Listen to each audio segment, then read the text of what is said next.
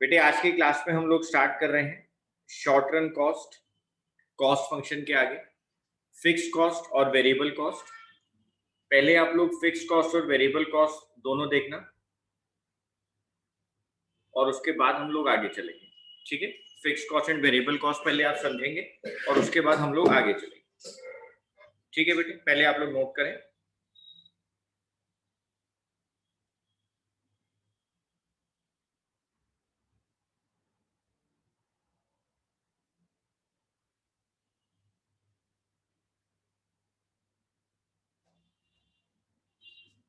देखो बेटे,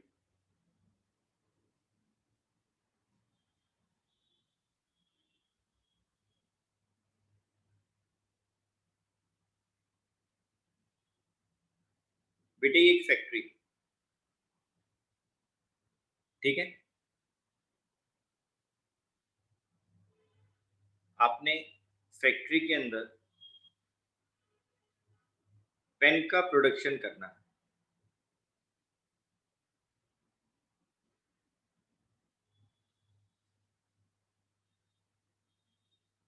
पेन का प्रोडक्शन करना, ठीक है बेटे। पेन का प्रोडक्शन अगर आप करेंगे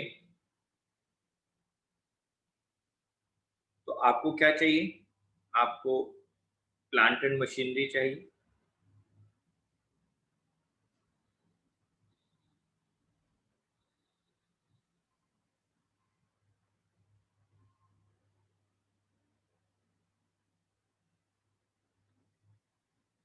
अब आप ध्यान से सुनना बेटे, मान लो आपने प्लांट एंड मशीनरी परचेज करी 5 लाख रुपए,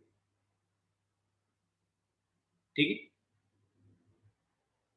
बेटे। आप ना इस फैक्ट्री का एक फिक्स्ड रेंट देते हो, फिक्स्ड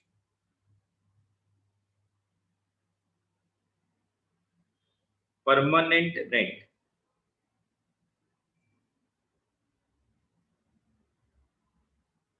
पे करते हो।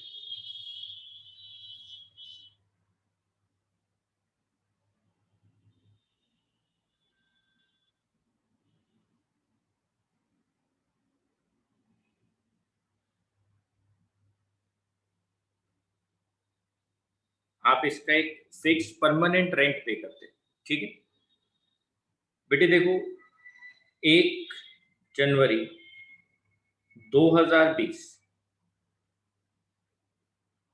आपने 10,000 यूनिट्स पेन बनाए, ठीक है। आप रेंट तो पे कर ही रहे हो, फैक्ट्री चल रही है, प्लांट एंड मशीनरी का भी यूज हो रहा है बेटे। 2 जनवरी 2020 आपने 15,000 पेन बनाए।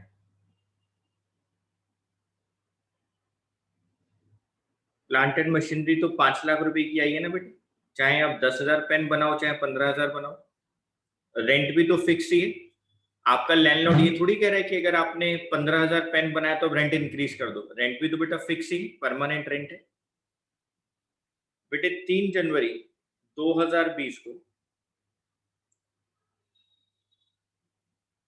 आपने 25,000 यूनिट्स पेन बनाए। अभी भी देखो बेटे, मशीनरी तो 5 लाख की थी, आपने एक ही बार अमाउंट खर्च किए, एक ही बार अमाउंट स्पेंड किए। आप आउटपुट इंक्रीज कर रहे हो तो मशीनरी की वैल्यू जो है वो तो उतनी है बेटे, वो तो इंक्रीज या डिक्रीज नहीं हो रही है। ऐसे रेंट भी बेटे परमानेंट चल रहा है। लेकिन बेटे 4 तारीख से लेकर और 15 तारीख तक ये जो टाइम पीरियड है,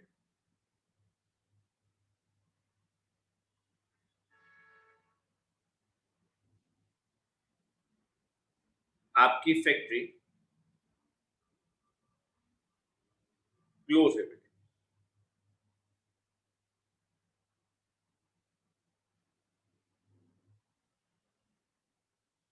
आपकी फैक्ट्री क्लोज, बंद है बेटे।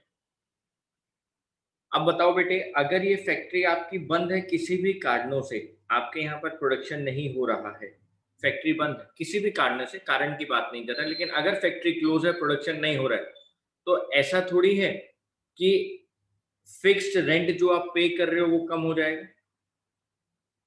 आपको वो तो पे करना ही पड़ेगा, चाहे फैक्ट्री चले या ना चले। मान लो बच्चों आपके यहाँ पर ये 5 परमानेंट लेबर है, परमानेंट वर्ड बोल रहा हूं मैं बेटे, ये परमानेंट लेबर है जो हर वक्त आपकी फैक्ट्री में काम करते हैं। आप इन चारों को बेटे 10,000 रुपए महीना पे करते हैं।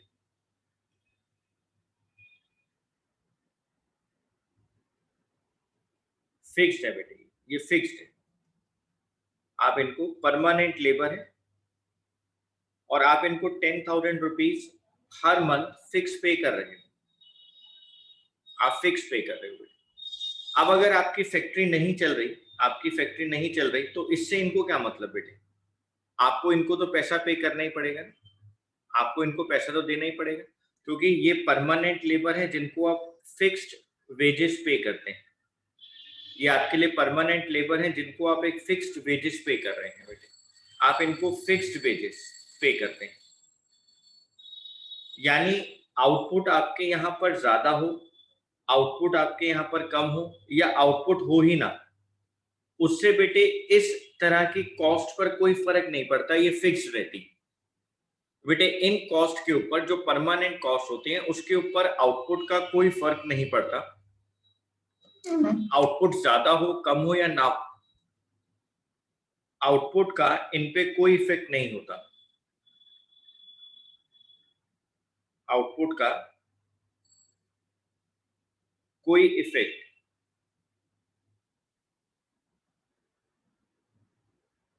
नहीं होता, आउटपुट का बेटे इनके ऊपर कोई इफेक्ट नहीं होता। ओके सर, ये कॉस्ट फिक्स रहती है बेटे इररिस्पेक्टिव ऑफ आउटपुट, इनको कहा जाता है फिक्स्ड कॉस्ट, इनको कहा जाता है बेटे fixed cost. Okay sir,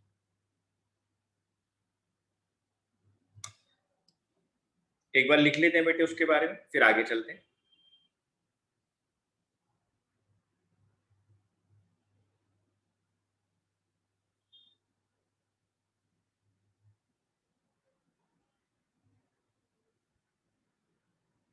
fixed cost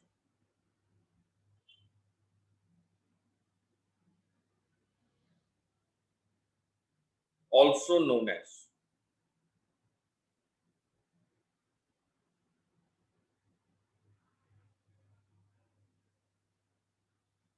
supplementary cost or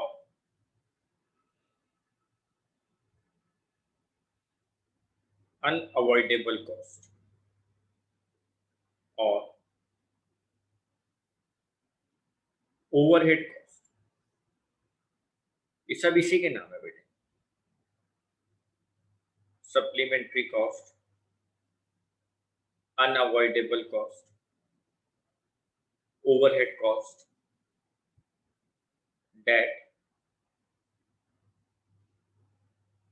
do not change, that do not change with the level of output,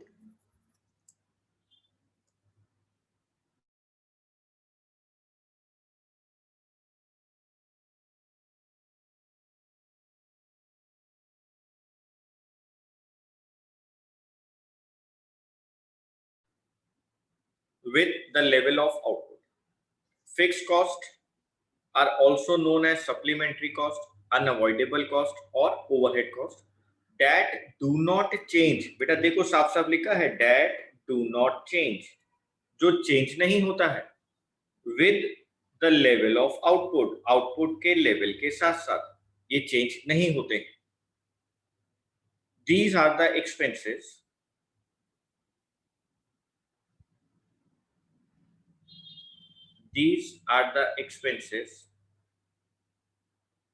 incurred on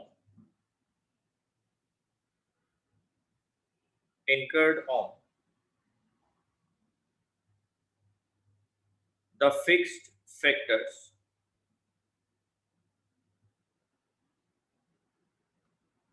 of production। ये वो एक्सपेंसेस होते हैं बेटे जो फिक्स्ड फैक्टर ऑफ प्रोडक्शन के ऊपर लगाए जाते हैं। फिक्स्ड फैक्टर ऑफ प्रोडक्शन, जो फिक्स्ड फैक्टर ऑफ प्रोडक्शन होता है, ये वर्ड आपको लिखना जरूरी है बेटे। जैसे कि मैंने आपसे कहा था fixed rent, permanent workers, fixed factor of production. Okay sir. प्यारे बच्चे एग्जांपल लिखेंगे। Rent for the factory building,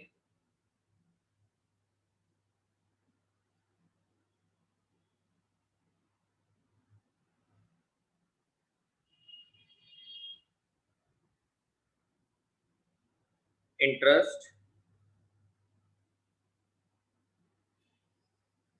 insurance premium,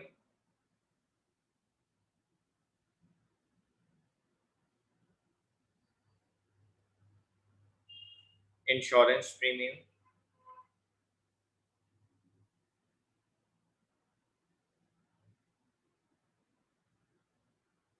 salaries of permanent employees,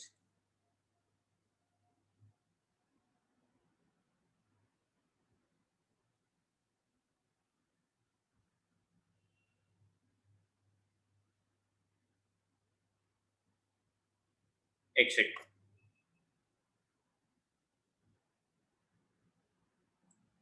rent for the factory building, interest,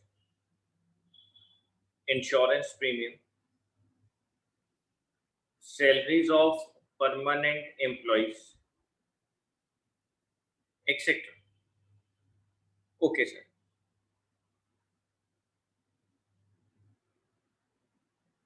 बेटे एक बहुत इंपॉर्टेंट बात मैं यहां लिखवा रहा हूं,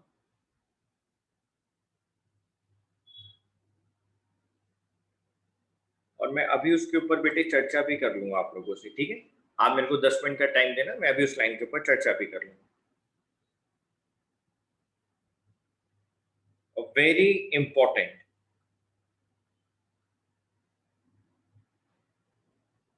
thing which we must remember, we must remember is that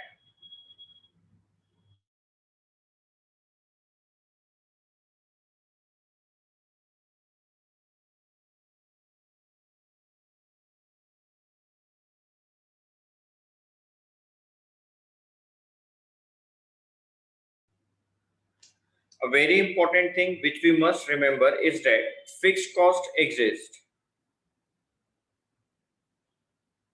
only in the short run, in the short run, and not in the long run। बेटे एक बार अभी आप लिख लो, मैं अभी इसके ऊपर चर्चा करता हूं।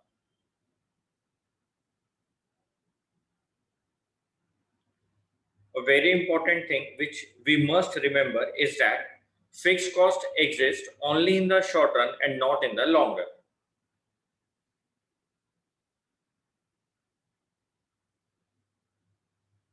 अभी हम इसके ऊपर चर्चा कर लेंगे बच्चे। Okay sir.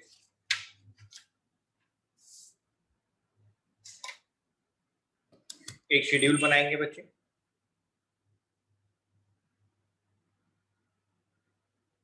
बच्चे एक शेड्यूल बनाएंगे। Units of output,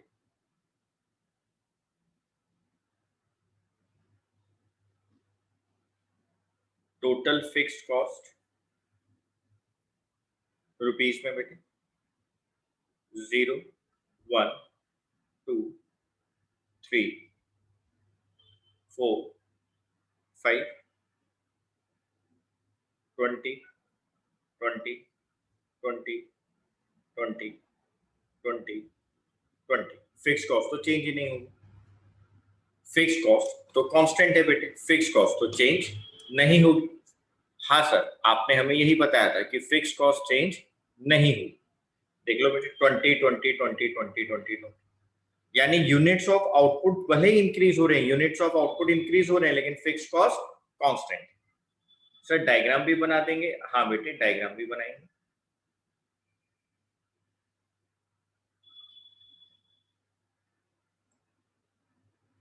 zero, 20, 40, 60, 80।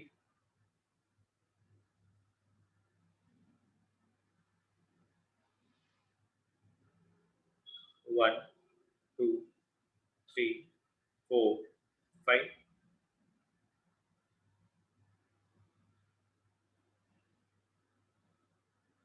बेटे 1 यूनिट के ऊपर भी 20, 0 पे भी 20, 2 पर भी 20, 3 पर भी 20, 4 पर भी 20, 5 पे भी 20। यानी सर टोटल फिक्स कॉस्ट तो हर आउटपुट लेवल पर कांस्टेंट रहती है। हाँ बेटे, यहां पे आप लिखेंगे कॉस्ट और एक्स एक्सिस पे बच्चे लिखेंगे output. TFC curve is a horizontal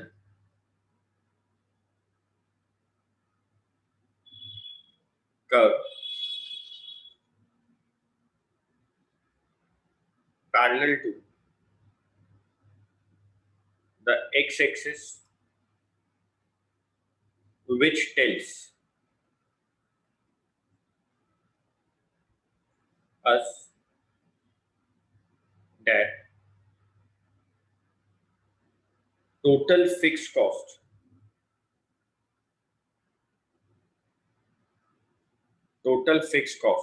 remains the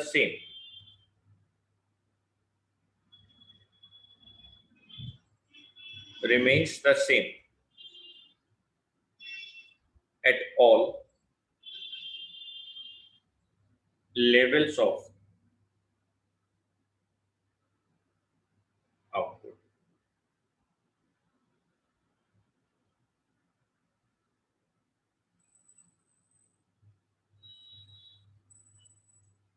TFC curve is a horizontal curve parallel to the x-axis. बेटे ये पैरेलल होगी हमेशा x-axis के, which tells us जो हमें ये बताएगा that total fixed cost remains the same at all levels of output, जो मैं आपको पढ़ा के लाया। ओके सर, हमें आपकी बात समझ में आ गई।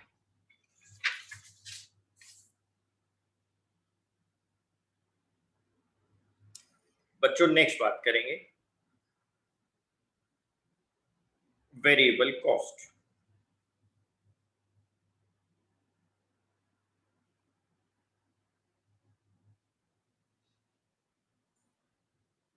हम लोग नेक्स्ट बात करेंगे वेरिएबल कॉस्ट। बेटे देखो वेरिएबल कॉस्ट कौन सी कॉस्ट होती है, ध्यान से सुनना।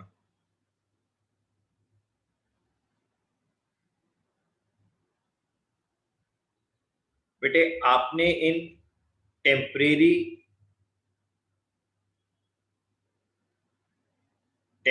लेबर को अपने पास एम्प्लॉय किया, ए बी सी, आपने इनको बोला कि अगर आप लोग एक पेन प्रोड्यूस करोगे,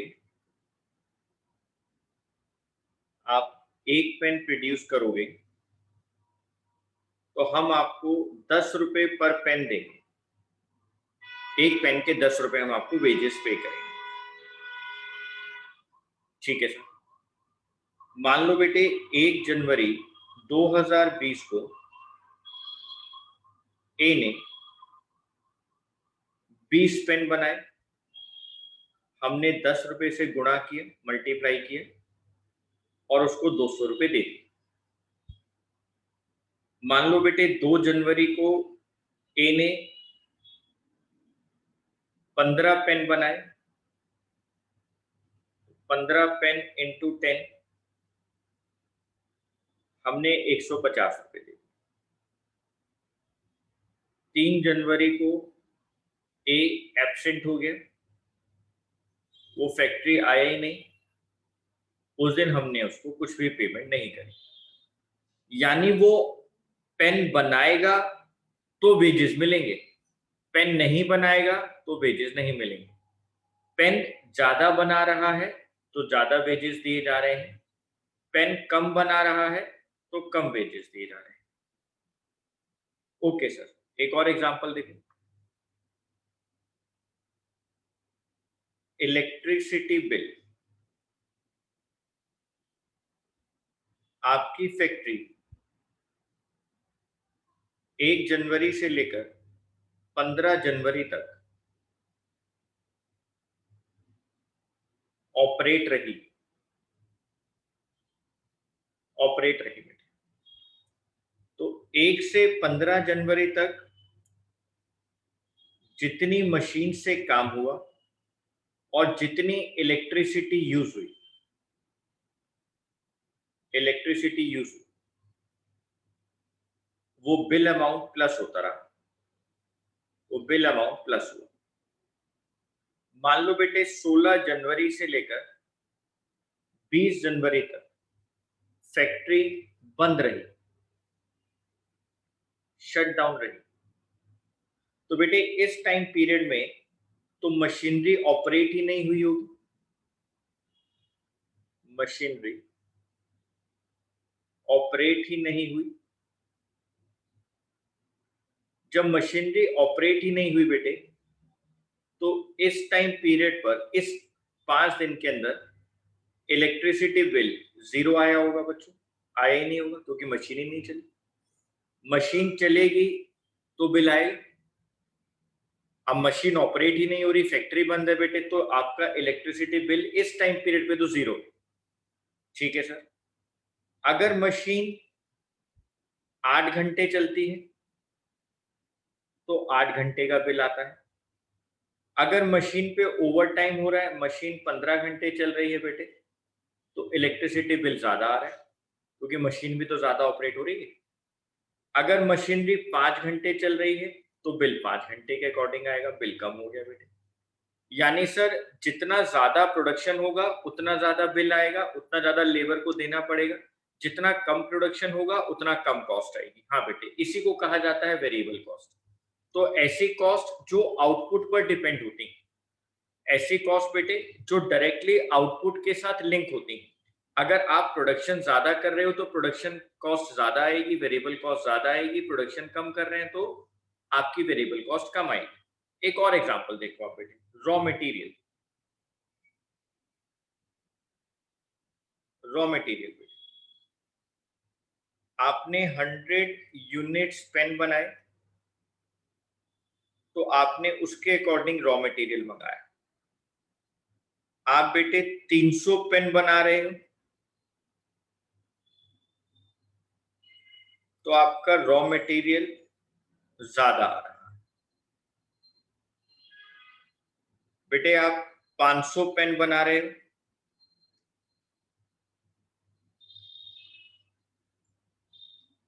तो आपका रॉ मटेरियल और ज्यादा लग रहा है। बेटे अगर आप, मान लो अगर आप 50 पेन बना रहे हैं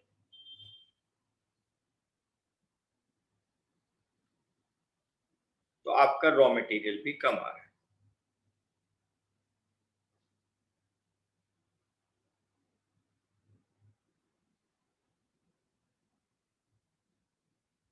आपका रॉ मटेरियल भी कम आ रहा है। ठीक है सर। तो जितना ज्यादा प्रोडक्शन करेंगे उतनी ज्यादा प्रोडक्शन कॉस्ट, वेरिएबल कॉस्ट। जितना कम प्रोडक्शन करेंगे उतनी कम वेरिएबल कॉस्ट या प्रोडक्शन कॉस्ट। ठीक है सर। आई होप आप सब बच्चों ने ये सारी बातें नोट कर ली हूं। हाँ सर, हमने कर ली। तो बच्चे फिर साथ साथ लिखेंगे।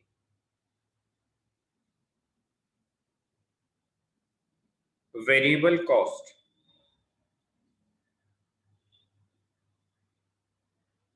और prime cost are the cost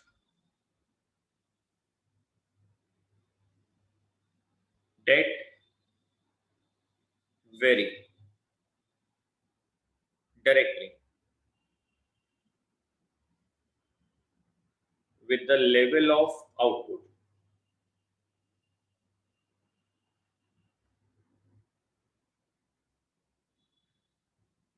These are the costs.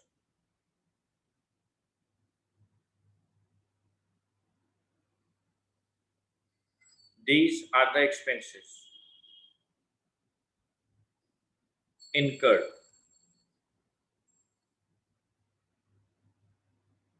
on the variable factor of production.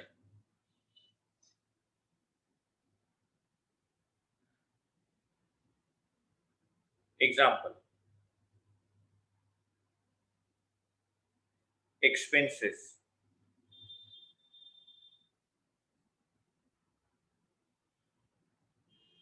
on raw material,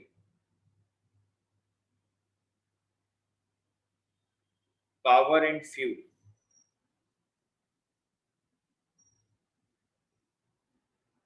wages of daily wage earner, etc.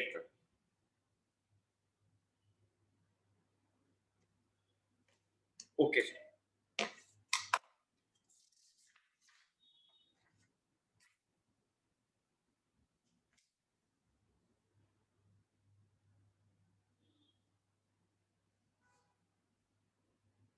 बेटे इसके और नाम लिखवा दूं मैं आपको वेरिएबल कॉस्ट के।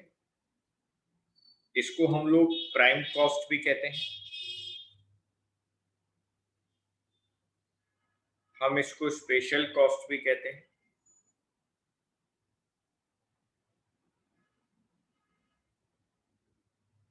हम इसको डायरेक्ट कॉस्ट भी कहते हैं,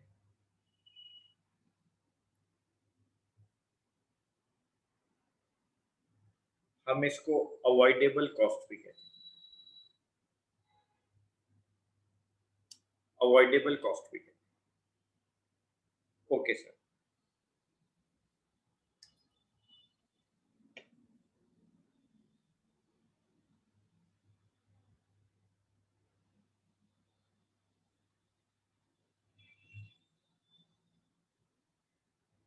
और एग्जांपल लिख लो आप लोग। wages of temporary laborers,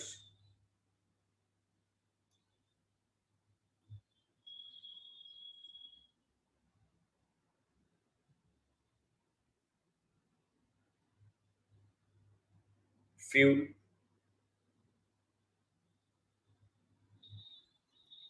मैंने आपको इलेक्ट्रिक पावर का भी एग्जांपल दिया, तो इलेक्ट्रिसिटी बिल की बात करी जी सर। एक शेड्यूल बनाएंगे बच्चे,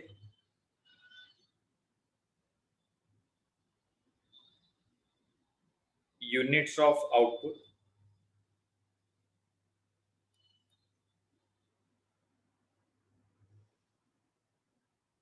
और यहां पे लिखेंगे टोटल वेरिएबल कॉस्ट 0 1 2 3 4 5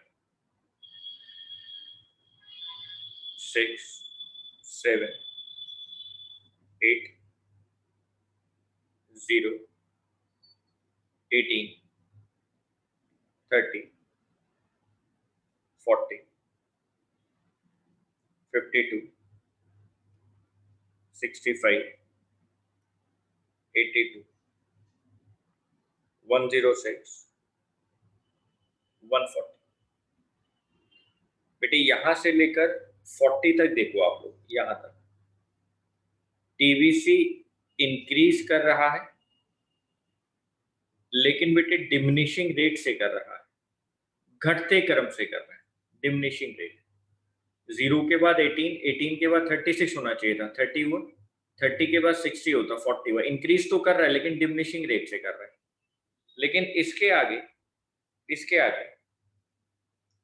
बेटे इंक्रीज हो रहा है, इंक्रीजिंग एट इंक्रीजिंग रेट। 40 के आगे इंक्रीज हो रहा है बेटे इंक्रीजिंग रेट के साथ, बढ़ते क्रम के साथ इंक्रीज हो रहा है। 40 के बाद 52, 12 का डिफरेंस आ रहा है। 12 के बाद देखो बेटे 52 और 65 माइनस करके देखो, 65 माइनस 52 13 आ गया। 82 में से बेटे 65 माइनस करके देखो, 17 आ गया, इंक्रीज हो रहा है। 106 से 82 माइनस करके देखो, 24 का डिफरेंस आ रहा है। 140 में से 106 माइनस करके देखो, 34 का डिफरेंस आ रहा है। यानी इंक्रीज कर रहा है बेटे इंक्रीजिंग रेट के साथ। यहाँ पे 12 का डिफरेंस था, इधर 13 का आया, 17 का आया, ज्यादा आया, 40 30 40 का आया।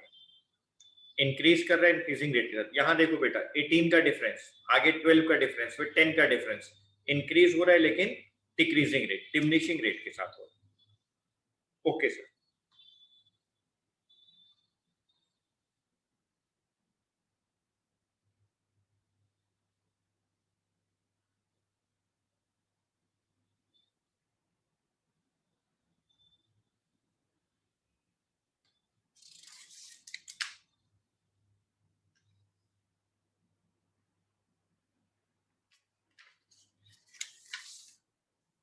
बेटे साथ साथ नोट करें, फिर मैं आगे चलता हूँ।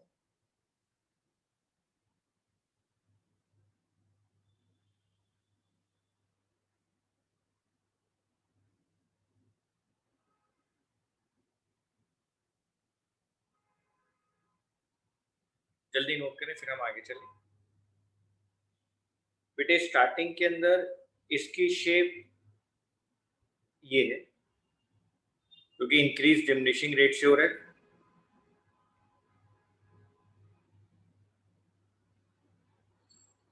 कॉनकेव शेप में, और उसके बाद बेटे ये कॉन्वेक्स हो जाएगा,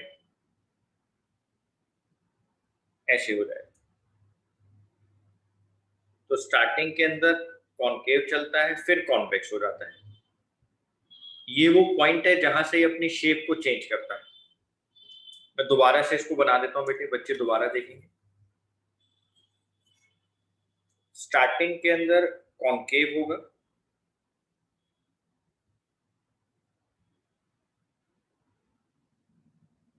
और फिर बेटे कॉन्वेक्स हो जाएगा। इस पॉइंट पर आकर ये अपनी शेप को चेंज कर लेगा, कॉन्वेक्स हो जाएगा, क्योंकि इंक्रीजिंग बेटे इंक्रीजिंग रेट से हो रहा है।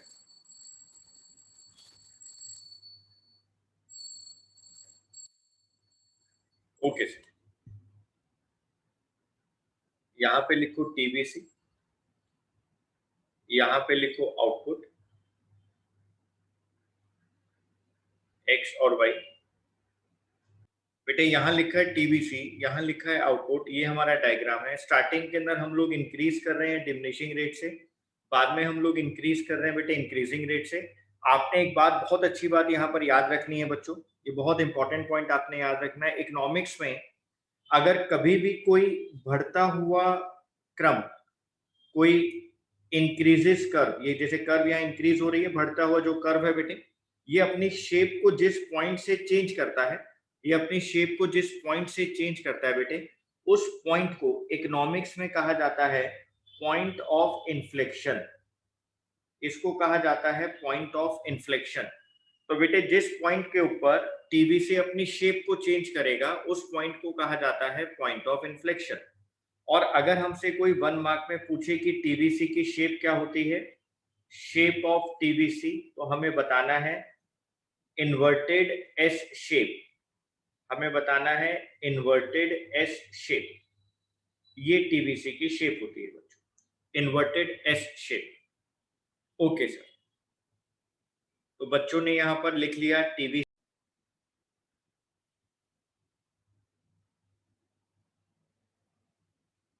Difference between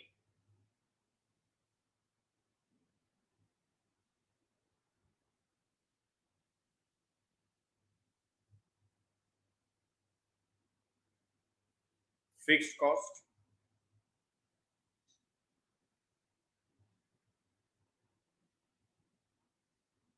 and variable cost.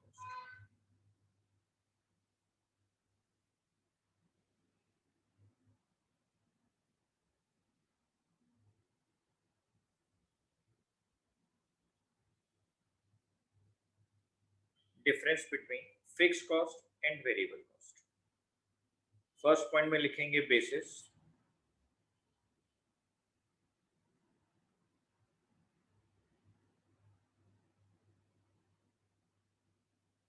Fixed cost,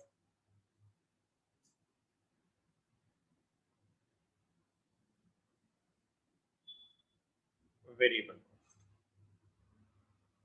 first point meaning,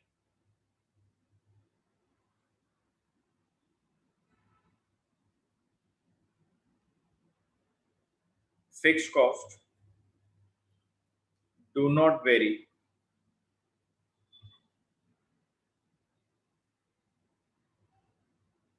with the change in quantity of output.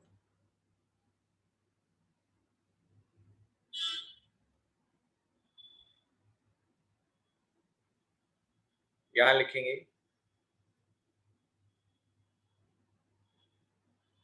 Variable cost vary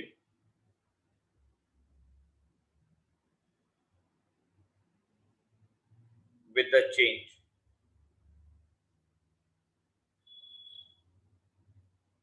in quantity of output.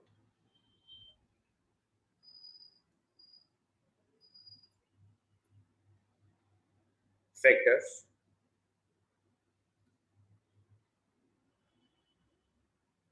they are related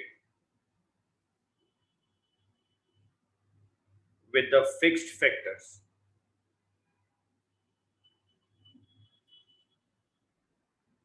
They are related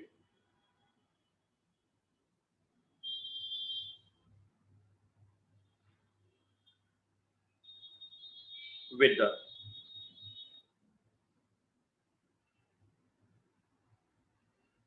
variable factors.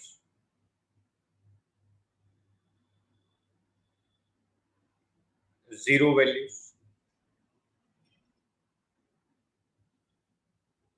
zero value,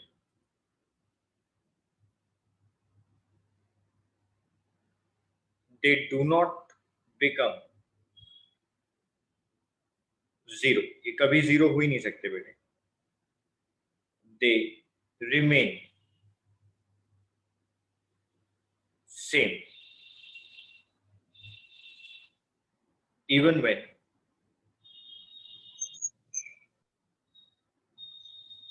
production is stopped.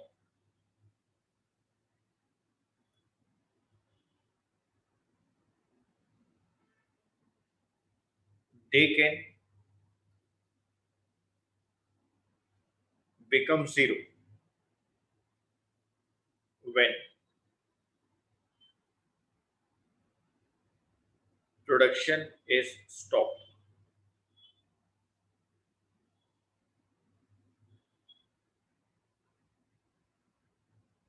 Production,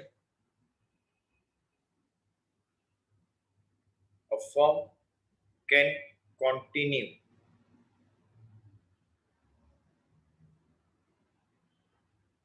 production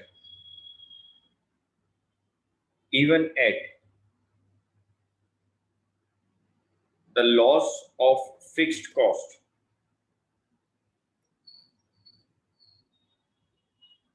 in short run. हम लोग अपने production को continue करते रहेंगे बेटे, चाहे हमें fixed cost का लॉस भी क्यों ना रहा हो शॉर्ट रन के अंदर हम लोग प्रोडक्शन को कंटिन्यू करेंगे. लेकिन हम कभी भी प्रोडक्शन कंटिन्यू नहीं करेंगे अगर हम लोगों को वेरिएबल कॉस्ट का लॉस होगा. वो हम चर्चा करेंगे अभी इस पॉइंट के ऊपर, है ना. प्रोडक्शन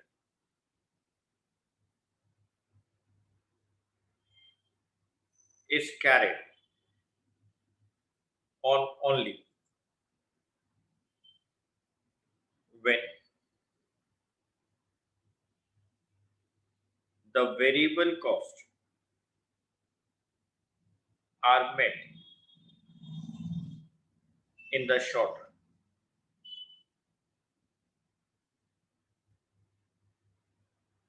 अब देखो बेटे, मान लो ये किसी की शॉप है बेटे, ये रामलाल की शॉप.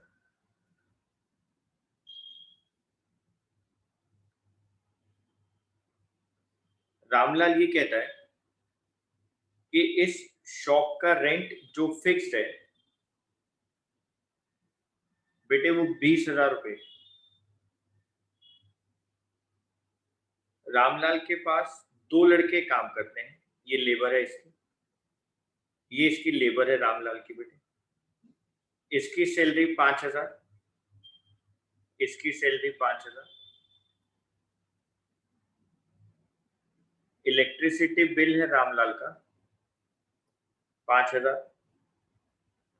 मान लो बेटे 10,000 रुपए लड़कों का खर्चा, 5,000 रुपए इलेक्ट्रिसिटी बिल का खर्चा। आप ध्यान से सुनना मेरी बात, ये रामलाल के लिए फिक्स कॉस्ट है। उसकी शॉप के ऊपर सामान बिके या ना बिके उसको इतना रेंट तो देना ही देना बेटे, ये तो फिक्स है। रामलाल ना जब तक अपनी वेरिएबल कॉस्ट को रिकवर करता रहेगा, वेरिएबल कॉस्ट को रिकवर करता रहेगा बेटे, वो अपना काम करता रहेगा। लेकिन जिस दिन वो अपनी इस वेरिएबल कॉस्ट को भी रिकवर नहीं कर पाएगा, मतलब ये 15,000 भी उसकी दुकान उसको कमा के नहीं देगी बेटे, वो अपने प्रोडक्शन को बंद कर देगा। तभी हमने यहां लिखवाया production is carried on only when the variable cost are met in the short run. Short run के अंदर जब तक ये वेरिएबल कॉस्ट मेट होती रहेगी, जब तक ये 15,000 रुपए रिकवर होते रहेंगे बेटे, वेरिएबल कॉस्ट रिकवर होते रहेंगे ये 15,000 रुपए बेटे, वो अपना प्रोडक्शन करता रहेगा। लेकिन a firm can continue production even at the loss of fixed cost in short run। हम चाहे भले ही अपने इस फिक्स कॉस्ट का लॉस करते रहे, हम रेंट देते रहे बेटे। a firm can continue production, हम प्रोडक्शन करते रहेंगे, हम प्रोडक्शन फर्म कंटिन्यू करती रहेगी चाहे भले ही उसको फिक्स कॉस्ट का लॉस हो रहा होगा। लेकिन अगर हम ये वेरिएबल कॉस्ट भी रिकवर नहीं कर पाएंगे ना बेटे, एक टाइम अगर ऐसा आ गया कि हम अपने लड़कों का वेजेस और इलेक्ट्रिसिटी बिल भी रिकवर नहीं कर पा रहे हैं, हम ये रिकवर नहीं कर पा रहे हैं, तो बेटे अगर हम इस वेरिएबल कॉस्ट को भी रिकवर नहीं कर पाएंगे तो हम अपने प्रोडक्शन को बंद कर देंगे। तो production is carried on only when the variable cost are met in the short run. अगर आप शॉर्ट रन के अंदर वेरिएबल कॉस्ट को भी रिकवर करते रहेंगे बेटे, वेरिएबल कॉस्ट को भी रिकवर करते रहेंगे तो आपका प्रोडक्शन होता रहेगा। ठीक है सर।